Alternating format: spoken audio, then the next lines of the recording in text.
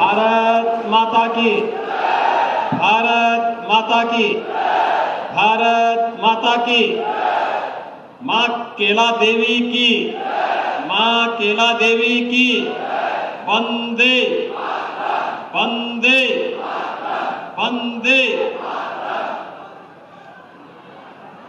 आज के इस कार्यक्रम में उपस्थित भारतीय जनता पार्टी के प्रदेश के अध्यक्ष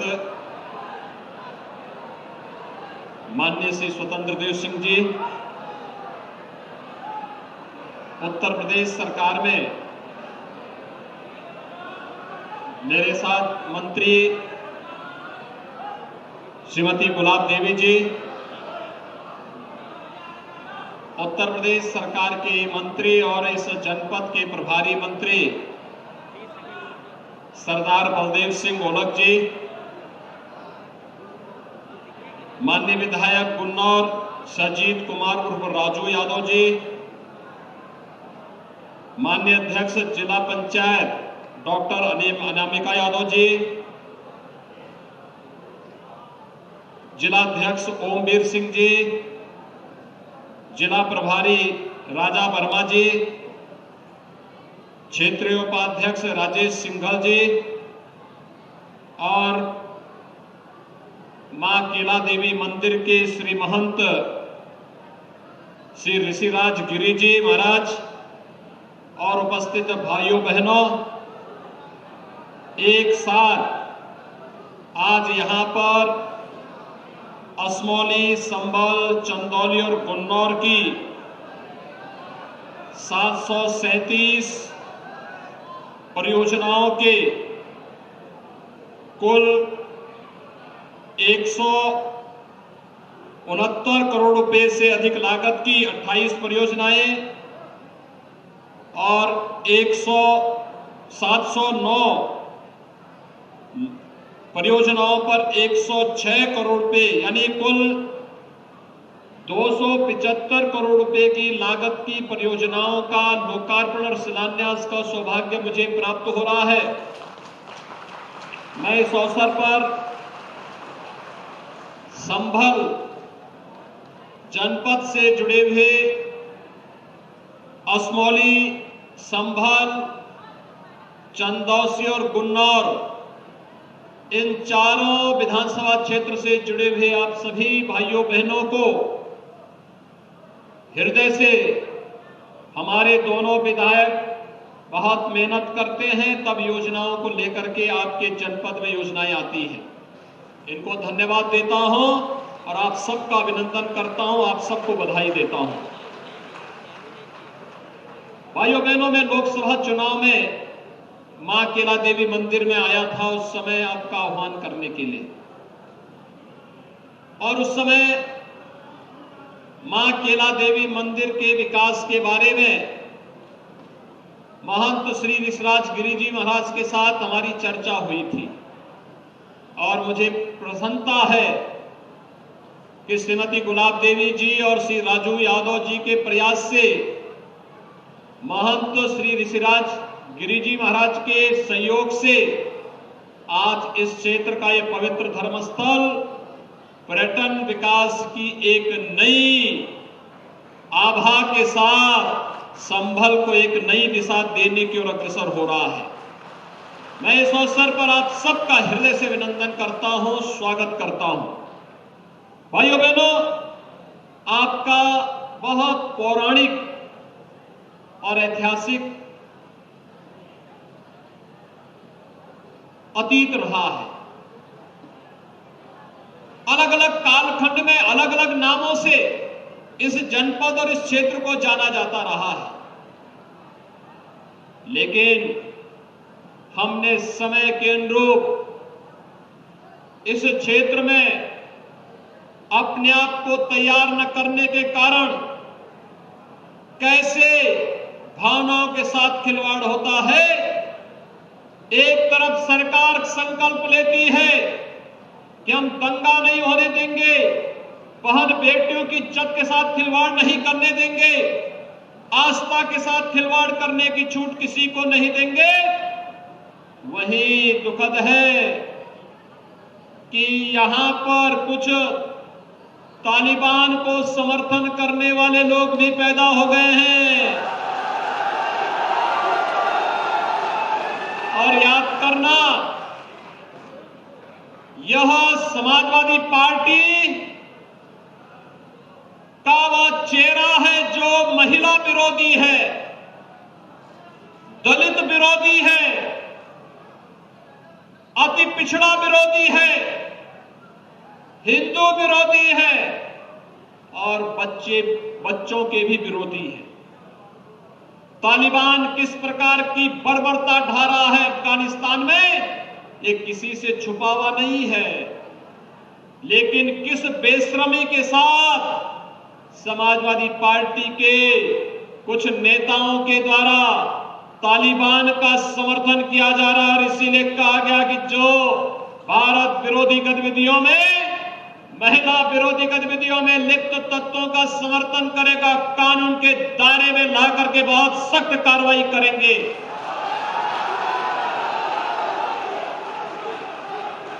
भाइयों बहनों, भारतीय जनता पार्टी का संस्कार तो हमेशा से हर कार्यकर्ता के लिए, हर नागरिक के लिए रहा है। हमारा कार्यकर्ता इस संकल्प के साथ चलता है कि व्यक्ति से बड़ा दल और दल से बड़ा देश। हमने अपनी स्वयं की उपासना विधि को जब आवश्यकता पड़ी राष्ट्र धर्म के लिए, तो एक और रख करके राष्ट्र की सेवा के लिए अपने आप को समर्पित किया। लेकिन कुछ लोग ऐसे भी हैं जो अवसर मिलने पर भारत विरोधी गतिविधियों में लिप्त होने और उनको प्रश्रय देने में कोई कोताही नहीं बरतेंगे। लेकिन जब तक मोदी जी का आशीर्वाद और उनका नेतृत्व देश को है, आप निश्चिंत होकर के रहिए, भारत के अंदर कोई बाल बांका नहीं कर पाएगा और उत्तर प्रदेश के अंदर कोई दंगा करने का दुस्साहस नहीं कर पाएगा।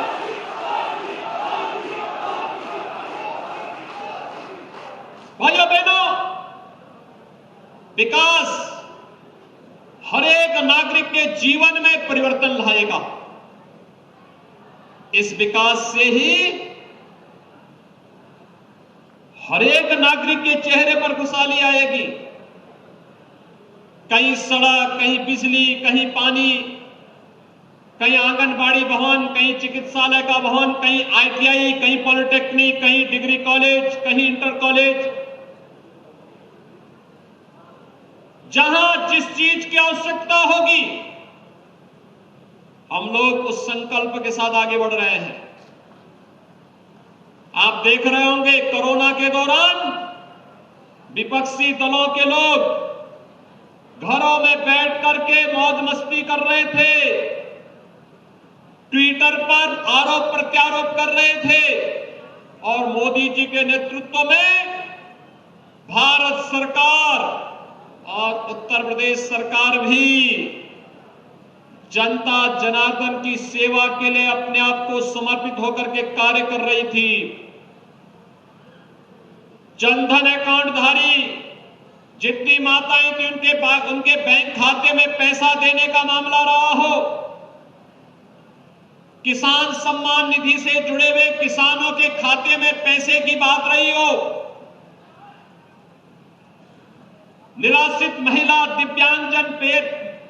दिव्यांगजनों और वृद्धजनों के बैंक अकाउंट में सीधे पैसा देने का मामला रहा हो, या फिर स्ट्रीट वेंडर हो, ठेला खोमचा रेड़ी लगाने वाले हो, प्रवासी कामगार और श्रमिक हो, इनको भरण पोषण भत्ता, यह सब कार्य कोरोना के दौरान किया गया। फ्री में उपचार की व्यवस्था भी की गई और जनता जनार्दन का आशीर्वाद भारतीय जनता पार्टी को मिला। तो प्रधानमंत्री जी ने कहा कि संकट के समय में हर गरीब को फ्री में राशन भी मिलना चाहिए। यह काम भी केवल भारतीय जनता पार्टी ने किया है। आखिर पिछली सरकारें क्या कर रही थी? ये काम कांग्रेस ने, सपा ने, बसपा ने क्यों नहीं किया? क्योंकि गरीब उनके एजेंडे का हिस्सा नहीं था, किसान उनके एजेंडे का हिस्सा नहीं था, श्रमिक उनके एजेंडे का हिस्सा नहीं था। गरीब को मकान मिले ये उनको अच्छा नहीं लगता था। हर गरीब के घर में शौचालय बने, नारी गरिमा की रक्षा हो, ये उन्हें अच्छा नहीं लगता था। हर गरीब के घर में विद्युत का कनेक्शन मिले, ये उन्हें अच्छा नहीं लगता था। हर गरीब को आयुष्मान भारत का 5 लाख रुपए का हर वर्ष स्वास्थ्य बीमा का कवर मिले, ये उन्हें अच्छा नहीं लगता था। ये वही प्रदेश है जो 2017 के पहले कोई गौ माता सुरक्षित नहीं रहती थी, और आज गौ माता को छेड़ने वाला व्यक्ति अपने को सुरक्षित महसूस नहीं करता होगा। यही अंतर है। पहले भैंसा गाड़ी चलाने वाला भैंसावान अगर अपना भैंसा गाड़ी लेकर के शहर की तरफ कहीं देहात में कहीं जाता था, अगर 5 मिनट के लिए इधर उधर हो गया, इतने में भैंसा गायब हो जाता था। बैलगाड़ी वाले की बैलगाड़ी गायब हो जाती थी। लेकिन अब तो अवैध बूचड़खाने बंद कर दिए गए, अब तो कोई गायब नहीं कर सकता। और यही तो परेशानी है कांग्रेस, समाजवादी पार्टी और बहुजन समाजवादी पार्टी को, क्योंकि इनका धंधा बंद हो गया। इनको यही परेशानी है, धंधा इनका बंद हो गया। पहले बहन और बेटियां स्कूल नहीं जा पाती थी, स्कूल के लिए निकले, कब कौन गुंडा किस बहन और बेटी की इज्जत के साथ खिलवाड़ कर दे, कब उसको उठा करके लेके चला जाए। और आज बहन बेटियों की इज्जत के साथ खिलवाड़ करेगा तो दुर्योधन और दुशासन जैसी दुर्गति को प्राप्त हो जाएगा। भाइयों बहनों, हम लोगों ने तो कहा पुलिस की भर्ती निकलेगी, संभल के नौजवान को भी उसमें भर्ती मिलना चाहिए, और भर्ती में 20% बेटियों की भर्ती होना चाहिए। आज उत्तर प्रदेश पुलिस में 30,000 महिला आरक्षी बालिकाओं और बेटियों की सुरक्षा कर रही है। मिशन शक्ति के तीसरे चरण के कार्य के साथ जुड़ करके उन्हें कन्या सुमंगला योजना,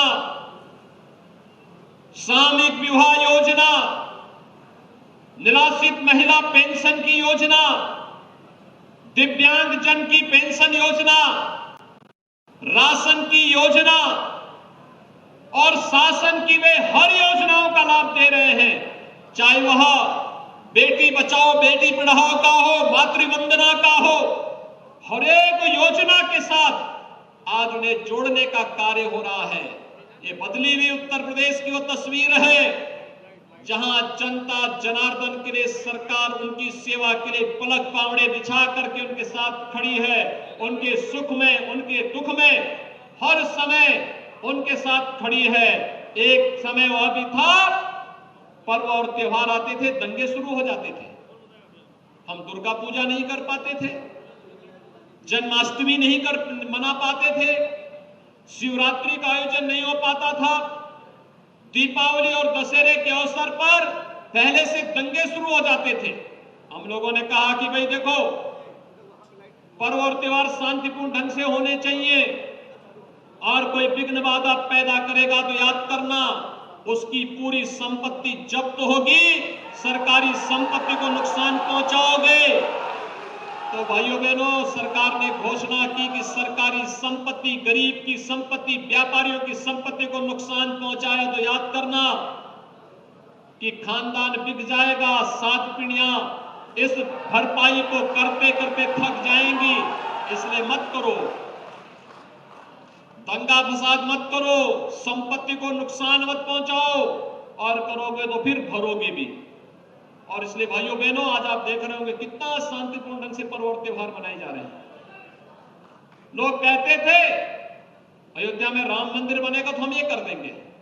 मैंने कहा हम केला देवी के मंदिर से ही शुरू कर देते हैं।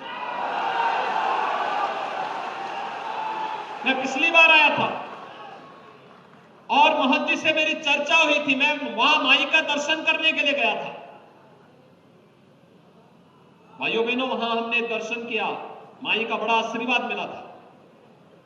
मेरी आज भी इच्छा थी, लेकिन मैं आपको आश्वस्त करता हूं, फिर आऊंगा वहां पर दर्शन करने के लिए। पर्यटन विकास की ढेर सारी योजनाएं बन रही हैं और भी योजनाएं अभी आने वाली हैं। विकास से ये क्षेत्र कहीं अपने को विकसित महसूस न करे, लेकिन याद करिए, अगर असमौली और संबल में भी भारतीय जनता पार्टी का विधायक होता तो गुलाब देवी और राजू यादव की तरह ही विकास के लिए एड़ी चोटी लगाकर के योजनाओं का लाभ वहां भी दिया होता। मैं धन्यवाद दूंगा आप लोगों को कि डॉक्टर अनामिका यादव को जिला पंचायत के अध्यक्ष के रूप में संभल जिले के अंदर आप सबने जितवाने में अपना योगदान किया और ज्यादातर ब्लॉक प्रमुख में भारतीय जनता पार्टी का कार्यकर्ता बना है। भाइयों बहनों, मैं आप सबका आह्वान करूंगा कि ये सभी हमारे जिला पंचायत अध्यक्ष, विधायकगण, मंत्रीगण, ब्लॉक प्रमुखगण, ग्राम प्रधानगण शासन की योजना के साथ जोड़ करके आप सबके विकास के लिए, आपकी खुशहाली के लिए कार्य करेंगे। और सरकार की ओर से मैं आश्वस्त करता हूं, विकास के लिए पैसे की कमी नहीं होने दी जाएगी, कहीं कमी नहीं होने दी जाएगी। आह्वान करूंगा, असमौली और संभल पर भी अगली बार जैसे चंदौसी और गुन्नार में भारतीय जनता पार्टी जीती है, ऐसे ही वहां पर भी भारतीय जनता पार्टी के विधायक आने चाहिए। यही आह्वान करने के लिए मैं आया हूं। मैं आपसे पूछना चाहता हूं, भाइयों बहनों, मैं आपसे पूछना चाहता हूं, ये बताइए, क्या कांग्रेस की सरकार रहती तो क्या अयोध्या में भगवान राम का मंदिर बन पाता? क्या ये पवित्र कार्य समाजवादी पार्टी कर पाती?